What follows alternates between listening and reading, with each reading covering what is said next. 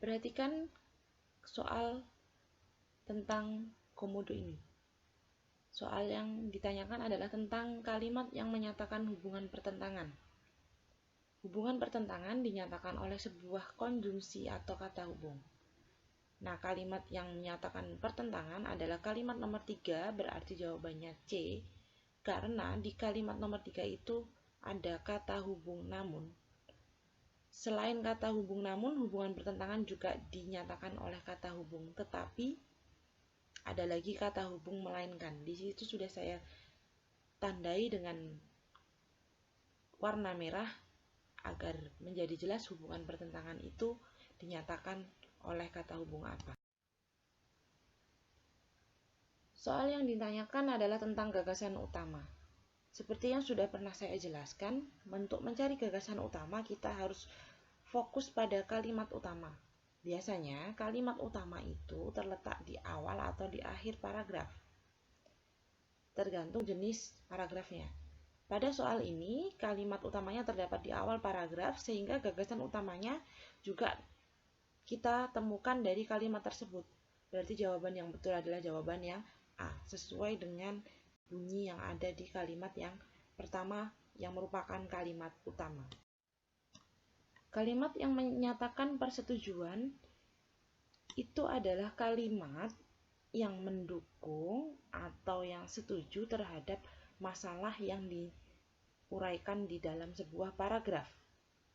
Masalah pada paragraf tersebut tentang pelaksanaan belajar kelompok. Nah, silakan cari kalimat yang mendukung atau setuju tentang diadakannya belajar kelompok. Ternyata bisa kita lihat ada di kalimat nomor 2. Soal yang ditanyakan adalah tentang ringkasan teks. Ringkasan teks itu diperoleh dari menggabungkan dua gagasan utama dalam dua paragraf. Jadi, jawaban yang betul adalah jawaban yang B. Di situ dikarenakan jawaban B itu adalah jawaban yang menggabungkan antara gagasan utama paragraf pertama dengan gagasan utama paragraf kedua, digabung menjadi satu kalimat yang bernama ringkasan.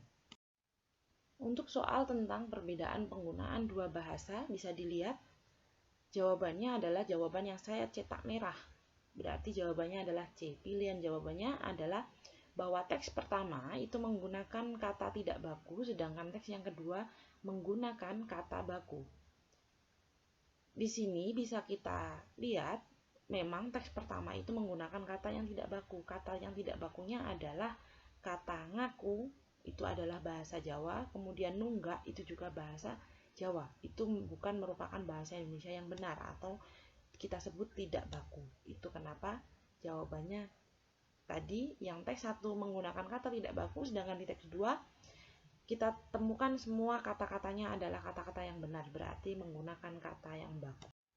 Silakan dilihat untuk perbedaan pola penyajian kedua teks. Jawaban dari soal tersebut adalah C. Jadi, yang teks pertama itu adalah pola akibat sebab, sedangkan teks yang kedua adalah sebab akibat. Maksudnya seperti apa? Maksudnya adalah jika teks pertama diawali dengan adanya pemberitahuan tentang banjir yang melanda Jakarta. Kemudian di akhir paragraf dituliskan banjir itu karena adanya curah hujan yang tinggi. Berarti paragraf ini ditulis dengan menuliskan akibatnya dulu, yaitu banjir. Kemudian dituliskan sebabnya. Banjir itu disebabkan oleh hujan dengan curah yang tinggi. Tuh. Sedangkan teks yang kedua adalah pola sebab akibat, kebalikan dari teks yang pertama tadi. Teks yang kedua diawali dengan banjir di kelurahan di wilayah Jakarta, kemudian diakhiri dengan adanya pengungsian, kemudian adanya penanganan. Nah, berarti penyebabnya adalah banjir, akibatnya warganya mengungsi, kemudian ada penanganan. Itu kenapa disebut dengan pola sebab akibat. Disebutkan sebabnya dulu, baru akibatnya. Soal Berikut adalah soal tentang makna kata. Yang ditanyakan adalah makna kata akademi. Sesuai dengan konteks paragrafnya, maka makna kata akademi yaitu lembaga pendidikan tinggi. Berbeda dengan perguruan tinggi ya, kalau perguruan tinggi itu universitas. Nah, untuk akademi ini adalah lembaga pendidikan tinggi artinya. Perhatikan teks cerpen yang ada di soal. Teks itu berisi percakapan. Kemudian jika dilihat isi percakapannya adalah tentang sebuah masalah. Nah, berarti sesuai dengan pertanyaan, kutipan teks tersebut merupakan bagian dari apa? Merupakan bagian dari komplikasi. Artinya, di bagian itu terdapat permasalahan yang terjadi dalam sebuah cerita. Jawabannya adalah yang B. Makna simbol membanting tulang pada fabel tersebut itu artinya bekerja keras. Jadi kalau kita mau mengartikan sebuah ungkapan, itu kita juga harus lihat isi ceritanya terlebih dahulu. Nah, di sini membanting tulang itu artinya bekerja keras, berarti jawabannya adalah yang bukti latar waktu pada kutipan fabel yang disajikan di soal itu ada di kalimat yang pertama. Silakan dilihat di kalimat yang pertama itu ada kata sebentar lagi matahari masuk ke peraduannya, artinya matahari itu akan tenggelam. Berarti secara logika kalau matahari tenggelam itu ada di waktu sore hari. Bukti watak tokoh yang terdapat pada kutipan cerita tersebut itu ada di kalimat nomor 3, artinya jawabannya berarti yang C. Kenapa ada di situ? Silakan dilihat, sudah saya cetak merah dengan tanda merah bahwa di situ disebutkan tanpa diminta Andi membantu ayahnya memberi makan kuda. Itu artinya dia memiliki watak yang suka membantu orang tua atau watak yang baik. Nah, di situ walaupun tidak disebutkan Andi itu baik, tetapi dari kata dia membantu ayahnya, dari pekerjaannya ayahnya itu, maka itu membuktikan bahwa Andi memiliki watak yang bagus atau baik. Istilah yang tepat untuk melengkapi bagian rumpang pada kalimat tersebut adalah kata amunisi. Berarti jawabannya adalah yang D. Jika kita masukkan, maka menjadi kalimatnya kita perlu menyiapkan amunisi sebelum melakukan penyergapan. Kata amunisi di situ artinya adalah bahan pengisi senjata atau bahan untuk peledak. Berarti kalau kita hubungkan dengan penyergapan itu sangat logis atau masuk. Berarti kata yang betul adalah amunisi. Makna kata yang bercetak tebal pada kutipan teks tersebut adalah, kita lihat yang dicetak tebal yaitu kata destinasi. Nah, berarti destinasi itu artinya yang C, tujuan wisata. Mari kita masukkan ke dalam kalimat apakah cocok atau tidak. Setiap tahun kawasan ini selalu menjadi tujuan wisata favorit bagi masyarakat Yogyakarta dan sekitarnya. Ternyata kalimatnya menjadi masuk atau artinya sama dan logis. Berarti jawabannya adalah yang C, tujuan wisata. Kata yang salah pada kalimat yang ada di soal yaitu kata muatan. Ada di jawaban B. Kenapa kata muatan itu salah? Bisa kita lihat kalimatnya, buah jeruk dan nanas memiliki muatan vitamin C yang cukup tinggi. Kata yang muatan itu tidak tepat, karena muatan itu untuk sebuah mobil atau angkutan yang misalnya memuat barang atau membawa barang, sedangkan ini adalah buah dengan apa yang ada di dalamnya, yaitu vitamin C. Nah, kata yang betul bukan muatan tetapi kandungan. Kata bentukan yang tepat untuk melengkapi kalimat tersebut adalah kata buruan, ada di jawaban A. Mari kita masukkan ke dalam kalimat. Situs Warung Boto merupakan satu destinasi wisata sejarah yang kian populer dan menjadi buruan kaum milenial untuk spot foto.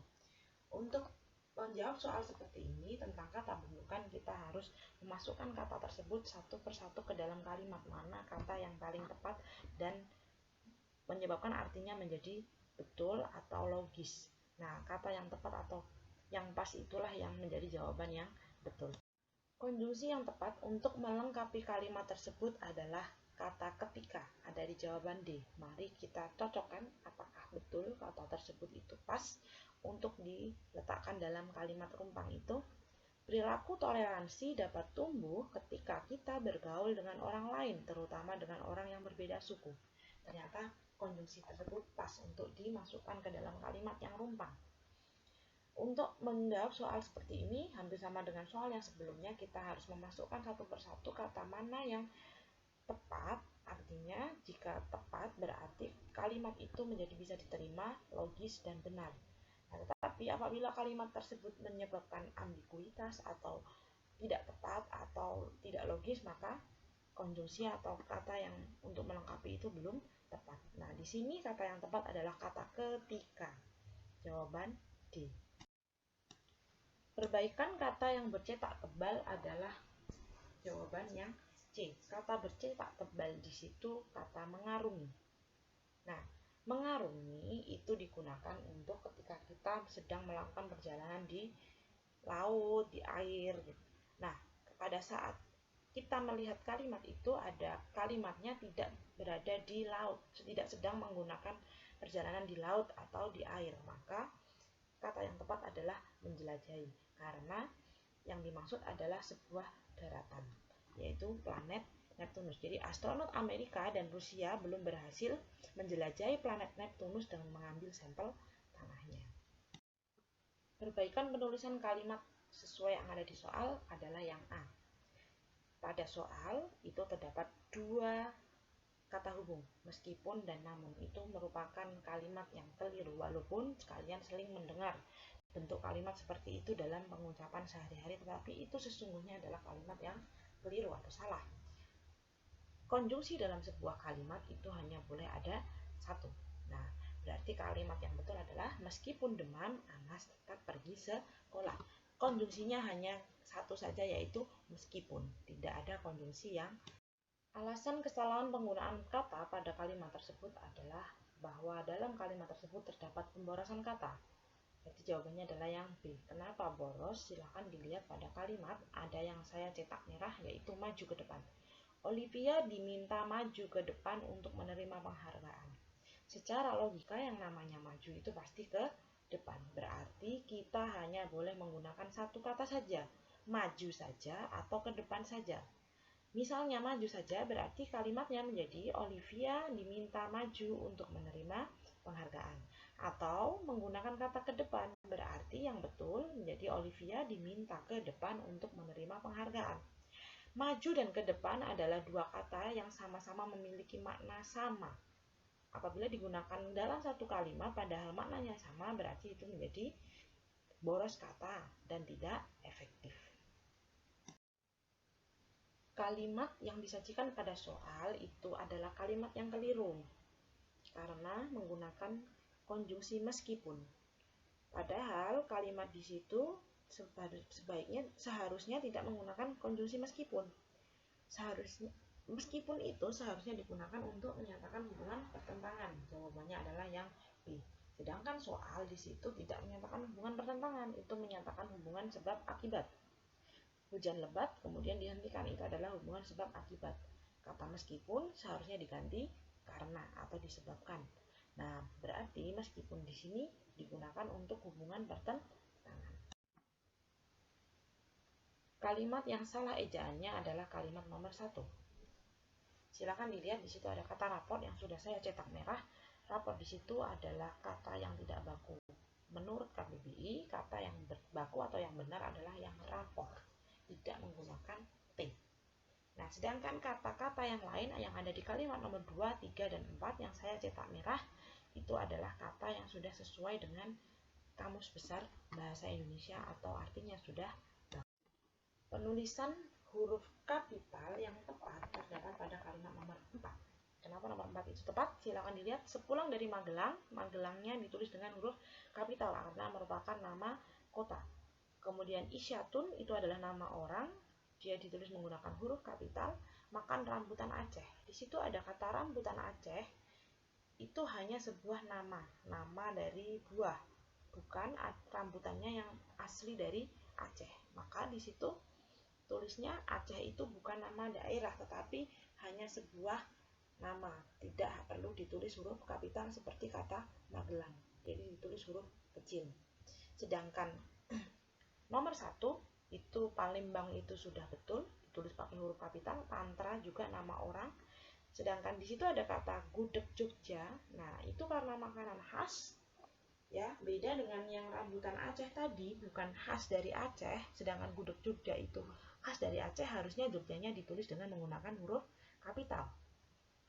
Sama seperti yang nomor 2, murni betul. Kemudian tahu Sumedang karena asli Sumedang atau khas Sumedang, maka Sumedangnya menggunakan huruf kapital. Tetapi di kalimat nomor 2 ada kata yang salah, yaitu Jalan Wonosari, yaitu J dan B-nya itu harusnya karena merupakan tempat harus ditulis kapital.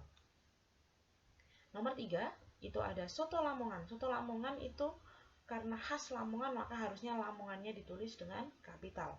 Ya, sama seperti nama tempat Lamongannya.